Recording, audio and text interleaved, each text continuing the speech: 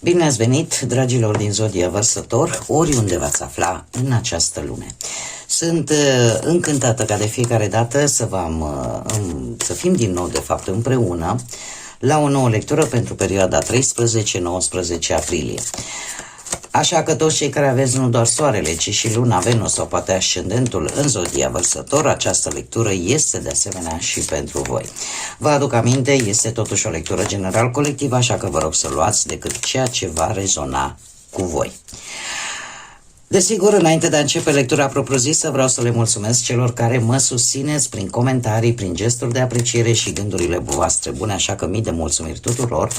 Iar dacă sunteți aici pentru prima dată, vă urez bun venit. Iar dacă la finalul acestei lecturi simțiți că ați rezonat sau că mesajele v-au adus ghidare sau claritate în gânduri, nu ezitați, abonați-vă și desigur puteți susține acest canal printr-un simplu like. Ambele fiind gratuite, unicul lucru necesar este decât dorința și plăcerea fiecăruia dintre voi. Așa că, dragilor, haideți să vedem ce este important de știut pentru dragii mei din Săgetător în această săptămână 13-19 aprilie. Ce este important pentru voi? Avem un gând că cineva posibil să vă deposedeze. Un gând poate cum să faceți să obțineți ceva de interesul vostru și asta ar putea să fie. Încă o carte, te rog. Încă o carte, te rog, pentru dragii mei din Vărsător în săptămâna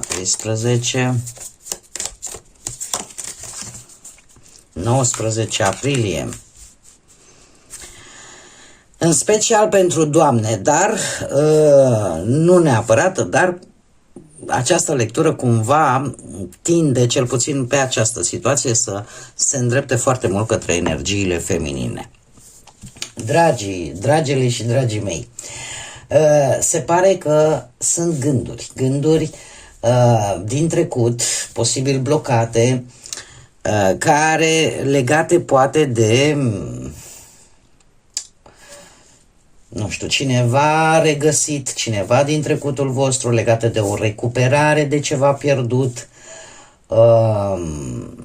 gânduri vis-a-vis de valoarea lucrurilor, poate gânduri vis-a-vis de un furt, de o pierdere, ori o pierdere de oameni dragi, ori pur și simplu gânduri vis-a-vis de anumite situații prost rezolvate, care pot aduce o stare de stres, un ușor, să zicem, egoism, dar aduce acea necesitate de a atrage atenția cuiva în mod deosebit. S-a dat plăti o poliță, de ce nu? Este adevărat, pentru doamne, tot ceea ce am spus până acum se aplică în mod direct. Pentru domni, e vorba de gândul vostru vis-a-vis de o altă energie feminină de data aceasta și de ceea ce această persoană poate v-a deposedat la un moment dat, pe care poate ați pierdut-o, sau încercarea voastră de a atrage atenția acestei energii. Haideți să vedem ce ne spune tarotul. Ce vine pentru dragii mei din Vărsător în perioada 13-19 aprilie. Ce este important de știut.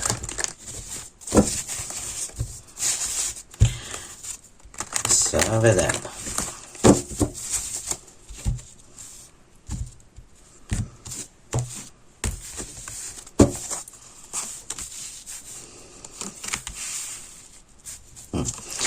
Și avem un 3 de monede, un paș de cupe, zodii de apă, ractăi sau scorpion și nebunul care vă și reprezintă. Este arcanul vostru major. E posibil să răspundeți la o ofertă, la o propunere. Haideți să clarificăm un pic. Clarificăm 3 de monede, te rog.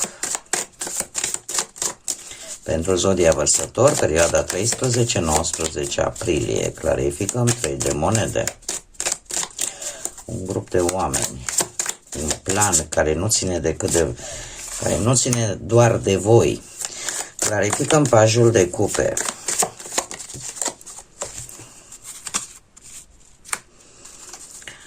Încă o dată nebunul. Clarificăm nebunul.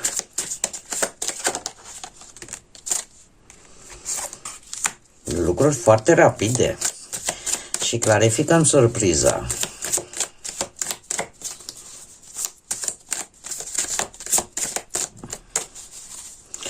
O să vă cam dea perioada așa de gânduri, de stres, această ofertă, această provocare. Clarificăm surpriza și eu nebunul, tot pe nebun sunt. Bun, dragii mei, haideți să vedem.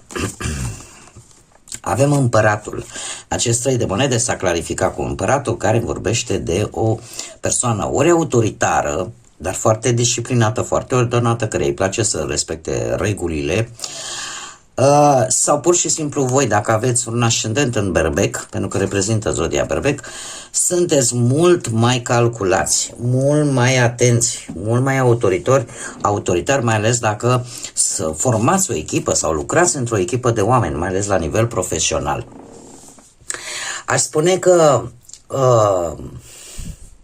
o colaborare cu alte persoane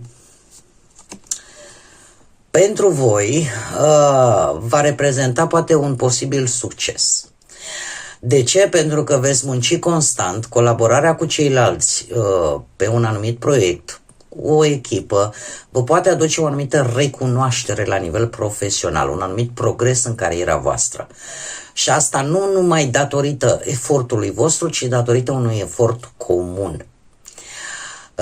Colaborările voastre sunt făcute pentru a da rezultate concrete, iar împăratul confirmă acest lucru, mai ales că vorbim de disciplină, de faptul că vă doriți stabilitate, de faptul că sunteți responsabili și chiar puteți prelua, ca să zic așa, conducerea unui anumit plan, unui anumit proiect sau unei anumite echipe, dând sarcini colegilor sau stabilind anumiți termeni foarte clari, în așa fel încât voi să vă puteți planifica, să vă puteți prioritiza pașii necesari, în așa fel încât să atingeți anumite obiective la modul cel mai concret.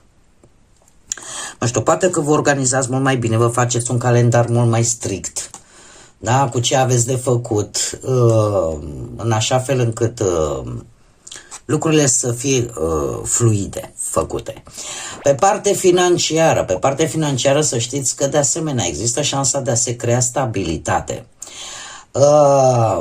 Eu aș spune că ori puteți începe colaborări, afaceri noi sau proiecte solide care să vă aducă niște venituri constante. Unii pot chiar avea tendința de a începe mici business-uri, da? Sau să vă oferiți serviciile, nu știu, unei anumite comunități, în așa fel încât să faceți investiții foarte bine gândite. Dar veți depinde și pe plan financiar cumva de acțiunea și a altor persoane. Pe plan sentimental aș spune că încercați sau începeți deja în această săptămână să preluați anumite responsabilități legate de familie, de relația voastră.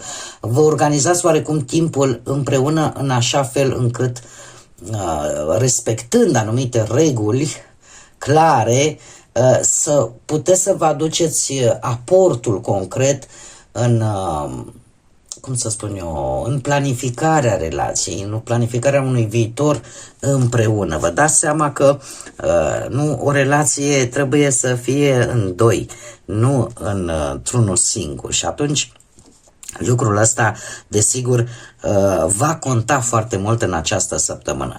Cei care sunteți singuri, și aici iară fac și la voi cum am făcut și la celelalte zodii, cei care sunteți singuri, sunteți burlaci, nu aveți pe nimeni și nu sunteți interesați de acest aspect al vieții, este perfect ok. Da? Nu trebuie să-mi dați mesaje de genul, da, pe mine nu mă interesează, da, eu nu vreau pe nimeni în viața mea, da, nu am cunoscut pe nimeni. Am spus-o și o spun încă o dată, o spun și la începutul fiecarei lecturi. Este o lectură general colectivă, că nu vă interesează poate pe unii dintre voi, dar poate pe alții interesează. Asta nu înseamnă că eu nu trebuie să o mai fac. Da? Sau nu trebuie să mai spun aceste mesaje legate de cei care sunt singuri și care poate caută să afle răspunsuri vis-a-vis de viața lor sentimentală. Da? Bun, și am închis paranteza. Pentru cei care sunteți singurei, această nouă săptămână vine cu mai multă organizare. Vă folosiți timpul, vă organizați viața într-o manieră în care să vă dezvoltați atât cariera cât și economia, să vă planificați oarecum viitorul în așa fel încât în momentul în care veți căuta o relație să găsiți, cum să spun, acele conexiuni, acele legături cu persoane la fel de stabile ca și voi, la fel de responsabile. Și asta zic eu că este un lucru important.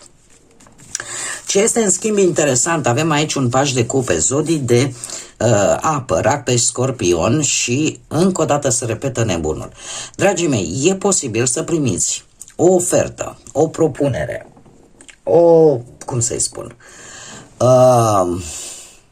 sau să vă vină vouă, mai ales și care aveți și un ascendent în zodii de apă, rac, pești sau scorpion, să vă vină așa o idee foarte creativă.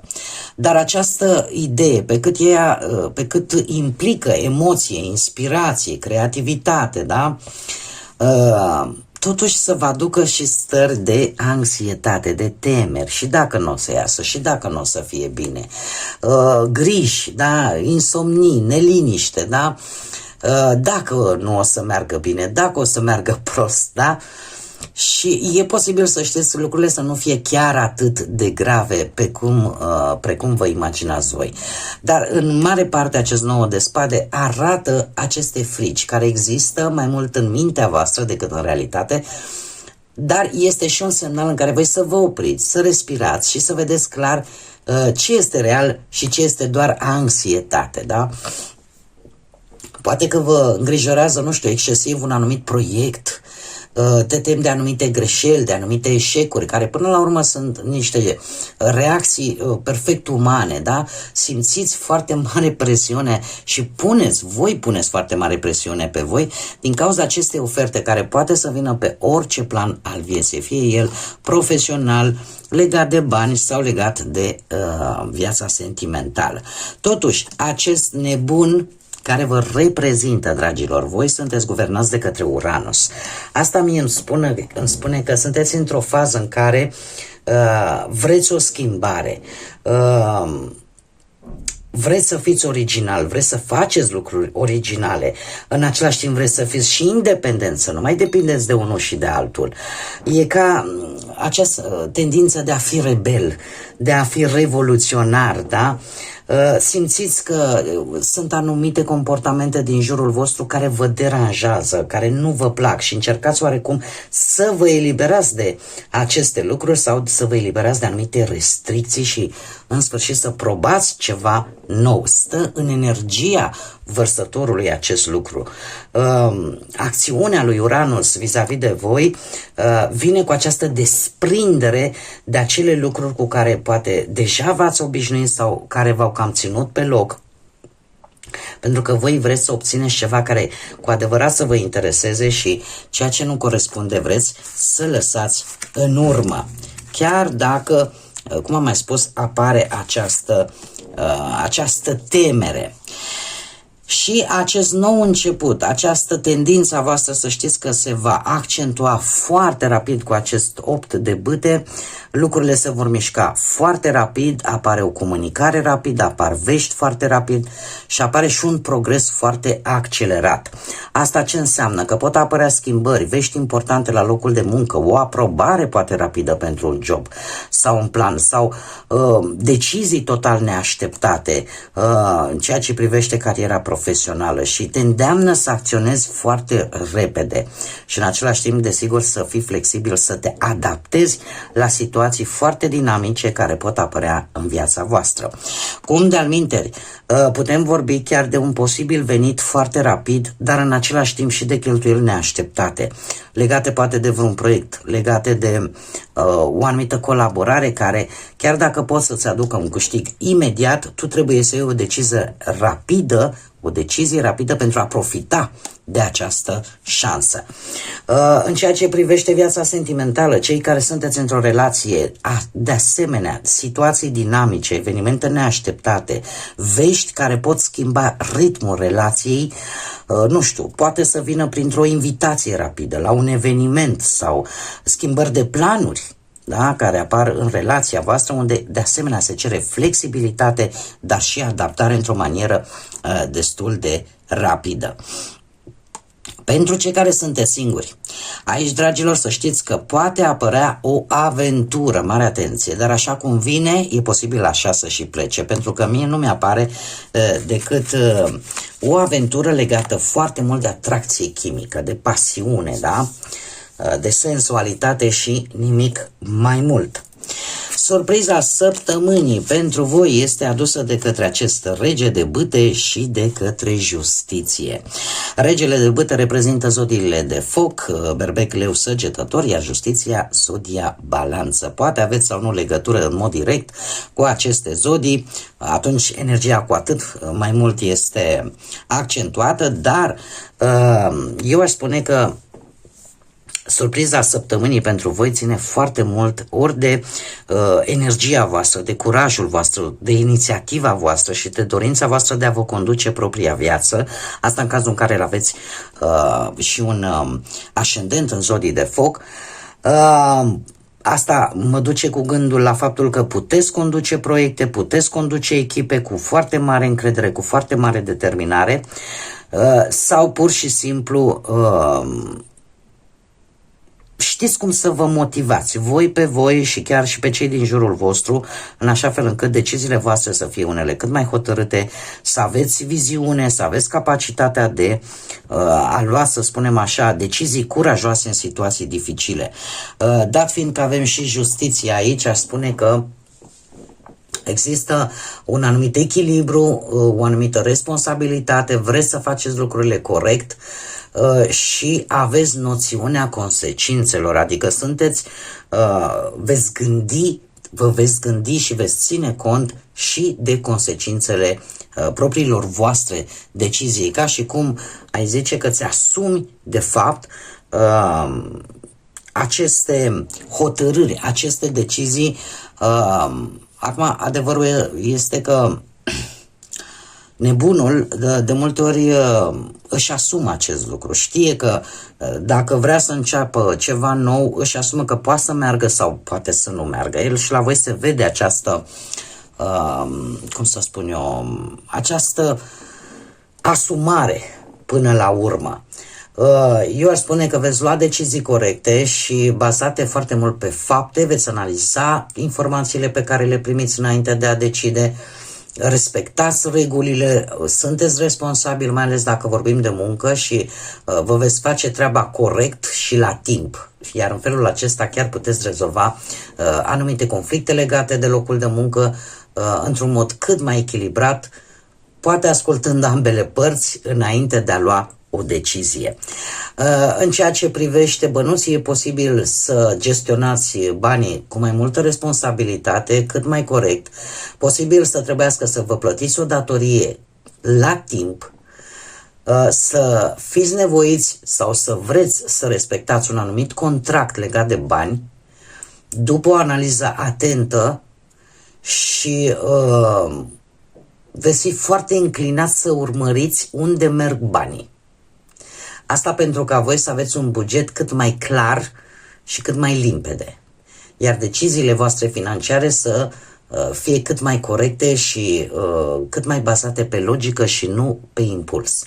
Chiar și din punct de vedere relațional, sentimental, aș spune că veți căuta echilibru, mai ales cei care sunteți deja într-un cuplu, veți căuta un echilibru în relația voastră, veți împărți corect, ca să zicem așa, sau cel puțin veți încerca să împărțiți corect responsabilitățile pe care le aveți voi, pe care le are partenerul, partenera voastră și chiar puteți avea discuții deschise vis-a-vis de anumite probleme pe care le aveți în relațiile voastre, în așa fel încât să găsiți soluțiile cele mai echilibrate, cele mai echitabile de rezolvare. Cei care sunteți singurei veți reflecta foarte bine la relațiile voastre din trecut, veți învăța din ele și veți înțelege foarte bine de ce nu au funcționat aceste relații în prezent. Posibil în această săptămână să atrageți persoane care să respecte autoritatea, care să vă respecte energia voastră, să aveți așa întâlniri cu persoane care pot avea legături cu zodii de foc sau chiar balanță, da?